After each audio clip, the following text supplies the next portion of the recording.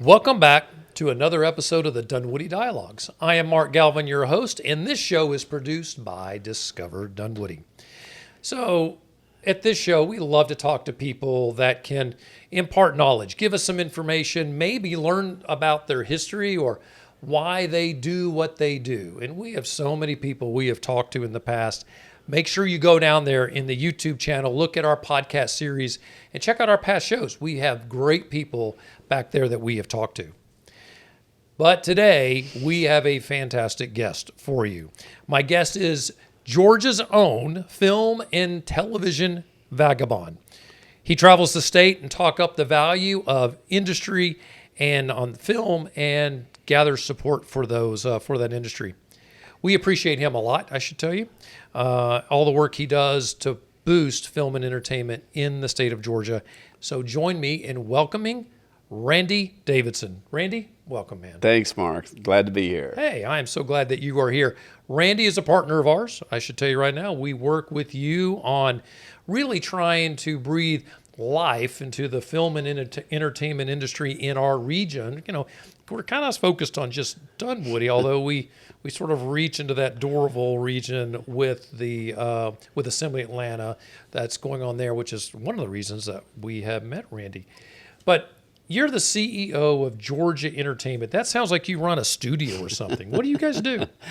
So we're it's kind of a hybrid media company. You know, it's we cover the industry like any newspaper would or any news television station would, but we're much more than that, as you know, and if you follow us, you know that. So we interview people. We have videos where we're talking to thought leaders in the entertainment space, and this is film, gaming, music, fashion, arts, and so forth. And then we, like you said before, we work with great communities like yourself to promote Georgia and progressive communities that are entertainment ready to filmmakers, musicians, and productions worldwide. Why is there value in that? Why is this something that you think it's good that we're leaning into?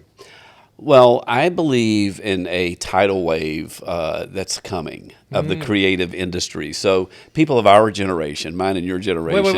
What do you mean our generation? When we were young, these careers that we're seeing today in entertainment and film and music and those were suppressed because there were no jobs here for that. That's so right. I was encouraged, for example, to go take a professional field, legal, doctor, or a blue collar, something that's predictable that I could retire into. So any of the drawing, any of the theater, all of those people that had those interests, that was kind of a weirdness, stigma almost, And you really couldn't grow a career in Georgia. Absolutely. And you definitely couldn't grow a career in Georgia. You would have to leave here. Now, though, we can look around. Our kids are playing with their phones. They're consuming content. They're involved with the creativeness. Any mundane business like a plumbing company or whatever, they are engaging creative services to retain their customers and recruit new ones. So I believe that's what we're covering with Georgia Entertainment. I think that's great. So you had said before when we were prepping for the show that you think Dunwoody, and you actually said specifically Discover Dunwoody, is really helping to do that. What is it that you think, in your own opinion, what do you think Discover Dunwoody is doing that's different, and how will that impact our community? Well, I tell you, looking and going around the state of Georgia and going to, overseas to where we've promoted Georgia at Cannes, at Sundance, we're going to Toronto, and so forth. Looking at the shape of economies and local communities, it's kind of like, how can you rally locally, rally your hospitality industry, rally your caterers, rally your legal services and accounting and professional firms. All of those are needed to support film and production and music and so forth. Right. And then the creatives, how do you put those together?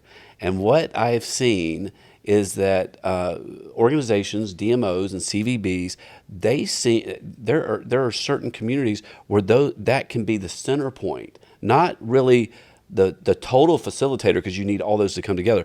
But they can be the people that can bring all of these together under a common goal of economic growth and workforce opportunity for the region. That's good. So that's that's why we're so excited when we work with you guys, because you guys see that and you have this intentional focus locally, but yet you're also ready to recruit globally to bring folks here. Yeah, we certainly see the value in that. Because of Assembly Atlanta being right down the street, we're 12 minutes from set to bed, so it's easy to get there. We are interested in growing occupancy in our hotels. That is our number one focus, and we know that connecting into Assembly Atlanta can attract a number of people there to stay in our hotels. You said two things. Acronyms are always the bane of our existence. So CVB is Convention and Visitors Bureau, and DMO stands for Destination Marketing Organization. We're technically a DMO, but both those names do apply to us. Why is it a challenge for communities to do this? What do you think it is about their either they don't know, right? Or maybe they realize film and entertainment is a thing. Why aren't they leaning into it, in your opinion? I mean, I think that they are more and more, because it's very clear that Georgia, for example, and I'll just go all out to Georgia and then come back to the community discussion, but Georgia is number one for business. It's been ranked. It's a Site Selector magazine. 100%. No doubt, Right. we're number one for business. If you're looking to locate your business, Georgia is the environment that you're seeking. That's something that we are very proud of. Why is that? It's one of the reasons is we have a mutual fund economy. We have various industry segments that stand up this economy despite what's happening. So we have agriculture, we have the creative industries, we have renewable energy and so forth, whereas you have like economies like Texas and others, and not to totally diss any state, but Texas is fighting like mad to become what we are with our creative industries, Right. because they have traditional fossil fuel, agriculture, and a little bit of high tech. But if you look at Georgia, we're diverse. So bringing that down to the community level, Dunwoody is very diverse. It has a lot of different types of businesses, and the creative industry sits alongside of all of them. So it's very important that communities do that. So I think it's happening more. It's interesting. And you're not going to locate a business where there's not things going on, because you can't retain your executives there. Executives want to go where there's an art scene, where there's things to do, where there's filming and energy, and the creative industries brings the energy to make it livable. That is so cool. And it is so, so true. It's one of the reasons that perimeter, the area that we're in, is robust, because there's so many things offered here, and a lot of businesses like to locate their businesses here. Exactly. So the Atlanta Journal-Constitution dropped an article just recently, and it said that film and television production for 2024 is way down, right? I think it's down by half compared to last year. So is this a new trend, or do you think it's going to bounce back? So they reported it, we reported it, and where it came from was the state. So the fiscal year for the state of Georgia ends at the end of June, and every year they report the direct spending on film and television production.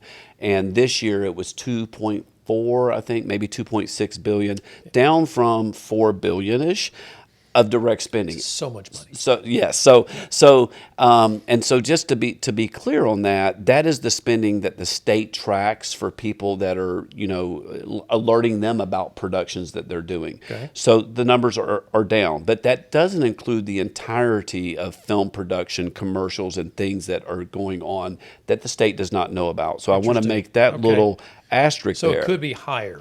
It's definitely higher. Yeah, all right. Yeah, but it is down. Sure. And going back to your reason, back to your question about what's going on there. Really in film and TV, there was a strike that ended in 2023. Yep. That was 140 days, which was brutal. Right. And so then there was some union negotiations that were upcoming for this summer that have luckily passed without a strike and with an agreement. But you had this period between the strike, the SAG strike ending, and negotiations where there was this uncertainty about, well, we're not going to greenlight projects. We're going to blue light them. So we're going to be ready, but we're not going to green light them until there's an agreement, because we're not going to get stuck, because they have to secure. Too much ambiguity. Oh yeah, right? too I'm much. not going to be able to staff my set. Right. Sure. Are the actresses and actors that we've sent money to going to show up, because it'll pass the time frame? So there's a lot of factors in place, and I think the industry is adjusting and changing too, which we can talk about later as well. But I think there's just been some dynamics that have paused the rapid growth that we were in to where we are right now. Yeah, I think one of the worries that sitting as not even somebody who's in that industry here at Discover Dunwoody, but very interested in it, I'm watching some things. Like, for example, a lot of production went to Canada. A lot of production went to the UK.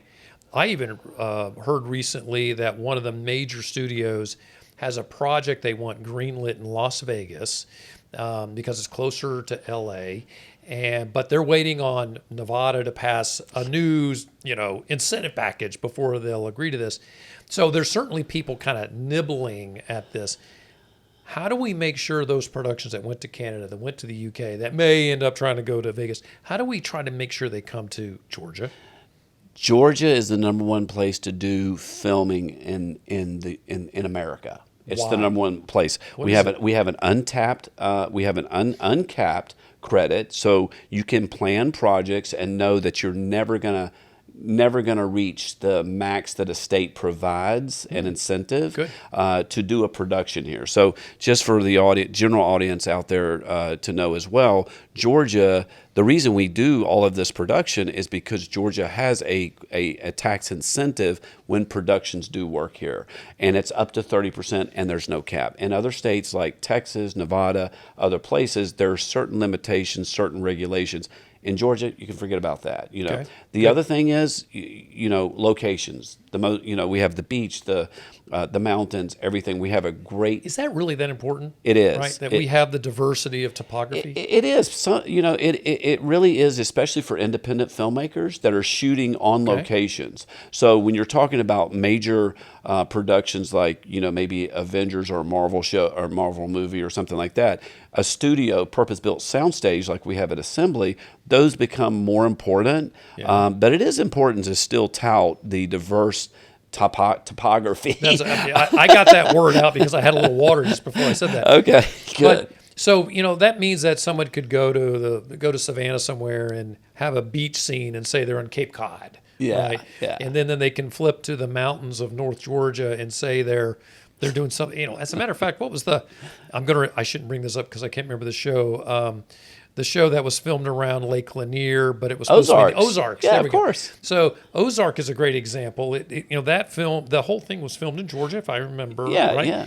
But if you watch that, you don't realize it's in Georgia. It looks like it's all over the place. That's the idea of the film incentive. Is because if there wasn't a film incentive situation, they would be definitely looking at Ozarks to be filming. Think about Tulsa Kings, the number 1 or 2 streaming show.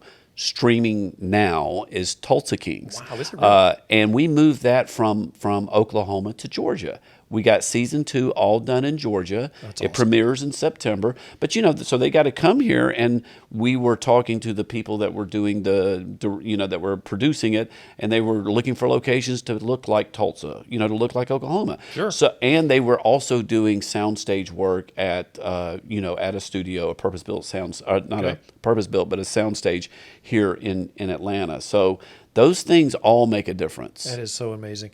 It is. There's so many technology and techie stuff that we could get into, but I want to keep you at that 30,000 foot view because you know so much.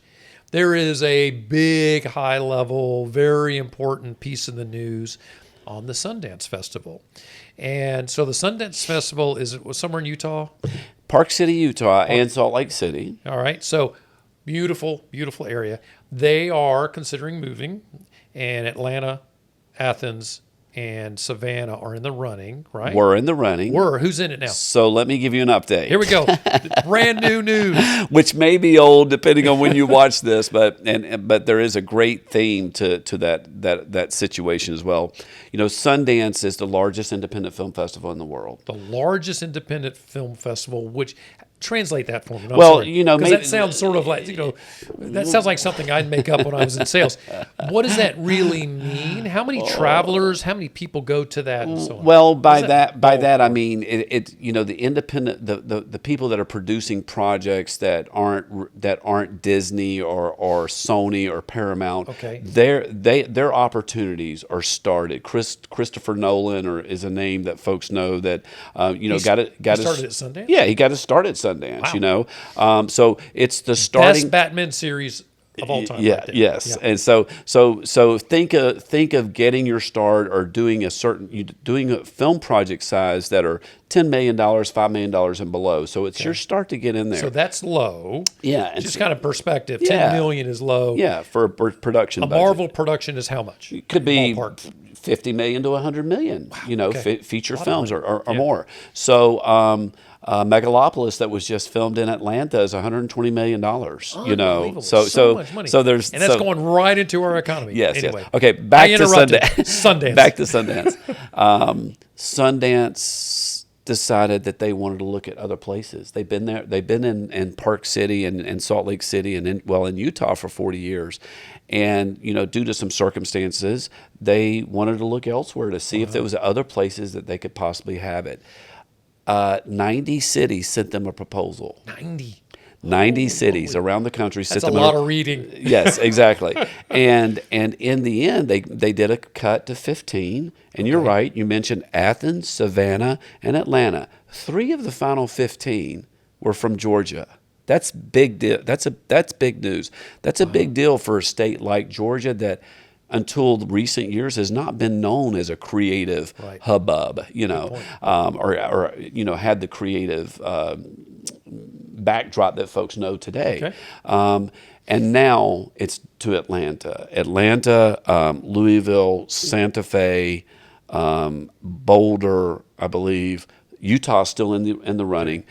All right. Our position is that this is a once in a lifetime opportunity. This is like the Daytona 500, deciding to move, or, you know, some other staple. Well, we've kind of done this in event. Atlanta once upon a time where we got the Olympics. Exactly. Same sort of thing. Like, wow, I never thought we would really have a shot at it.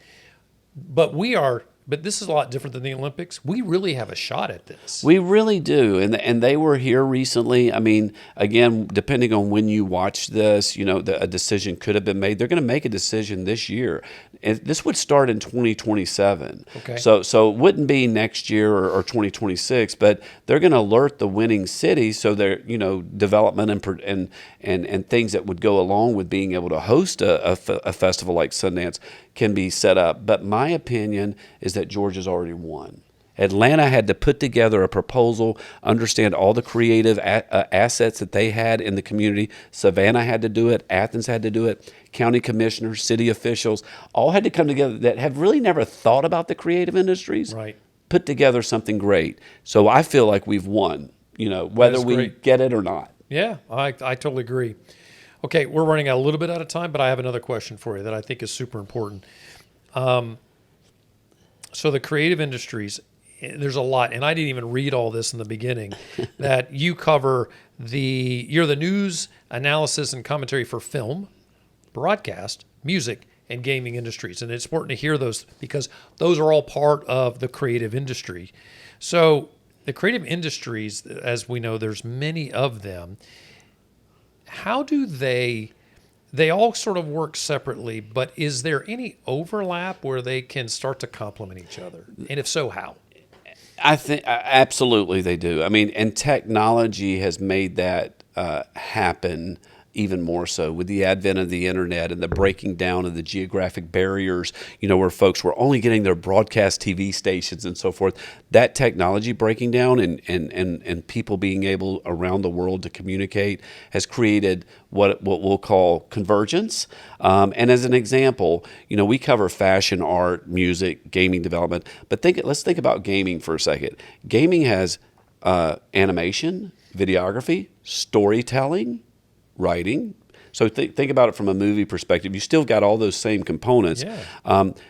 The need for a venue and to go do things with esports and things of that nature. Okay. Art, murals around the game. So Absolutely, it's all Seems very conversion. similar in many ways, right? It is. It is. If you think about music, you can create a music experience, and it could be connected up, and you can create a game for it. You can create a play, a theatrical performance around a musical or music. So absolutely, the convergence is happening. It's happening right here in Dunwoody. I mean, the venues and the art. The culture and the art in Dunwoody, they're all talking to each other. They're all doing things together. They might not be all phrasing it in that way, Right. and like there's no need for them to understand it scholastically, but they are doing it. It is what's happening. It is what's going to make our communities vibrant into the future. I love that. So I have a dream. Can I share this with you? Sure. You can probably help me with this. Is it a nightmare? No, this is a dream. It'll be a really cool thing. It's kind of those sort of things, like it's like getting the date with the best person ever for prom, right? That you just never can touch. Which I know I went through. You probably got the dream date for prom. I didn't have that. Yeah. So we go. No.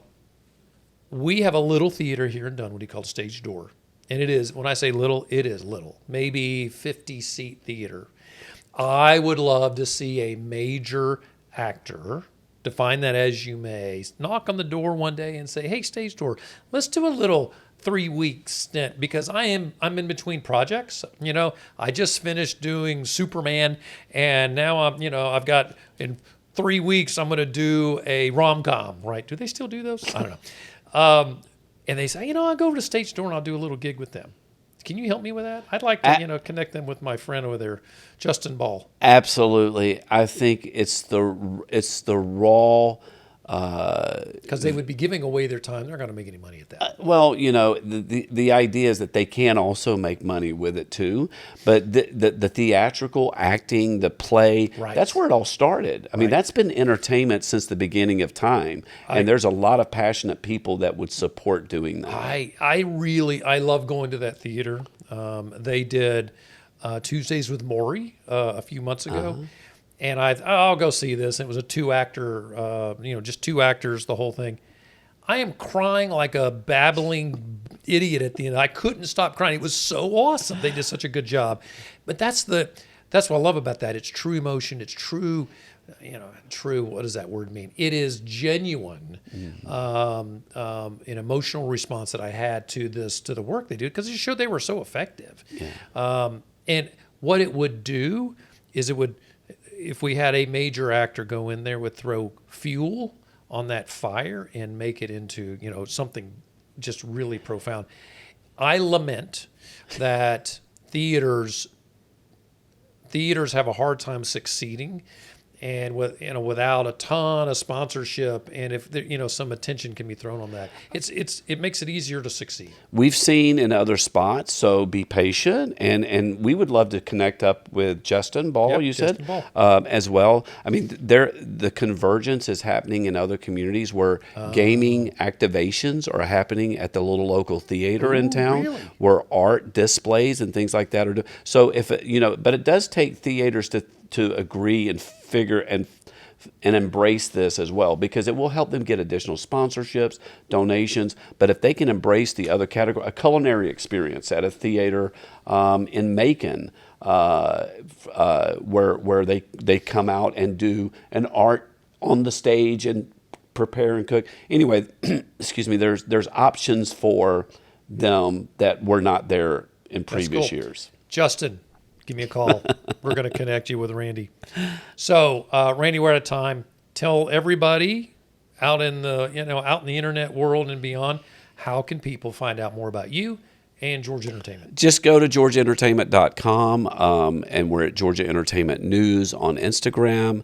Randy Davidson and Georgia Entertainment on LinkedIn. LinkedIn is our primary social outlet that we keep our audience informed, but georgiaentertainment.com is the place where you can find out everything we've talked about today. Sweet. And if you check out funwoody.com, which is connected to us, Randy and his team help us with that content. So you can see the type of work that Randy does to help support our mission in growing our, Right now, we have a shotgun approach to film and entertainment, and we're slowly working to meet something that's a little more specific. But it's been a great partnership. So, Randy, thank you, and thanks for being with us today. Thanks, Mark. I like the combination of colors: little brown, little blue. I'm glad you got that memo, man. I did. Spot Thank on. you. Thank you. Bet.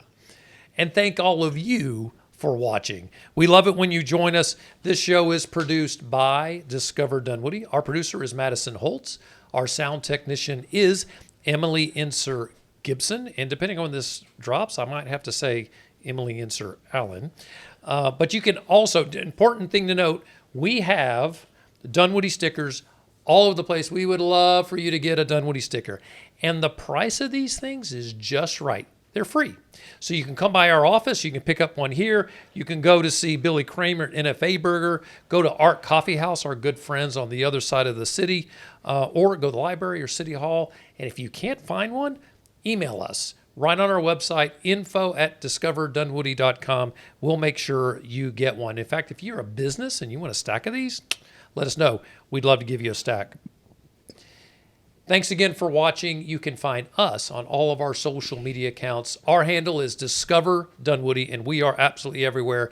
Check out our Instagram page. Our team does a great job of exposing the places in the city that you've got to go see. Check that out. Also, our website, discoverdunwoody.com. I encourage you to go check out our events page on our website. We have, on average, 7 to 10 different new things every single week that you can pick up on our events page. Well, Randy, I've been droning on over here all by myself for a while. Let me come back to you and say thanks again for joining. It's good to see you. He's going to buy us lunch today at Novo Cucina, and we love that. Whenever you want to buy us a meal, we appreciate that. I really enjoyed it. I look forward to being back again. Awesome. Well, I hope you are back again. And then to all of you, thanks again for watching. And now, go out and discover Dunwoody.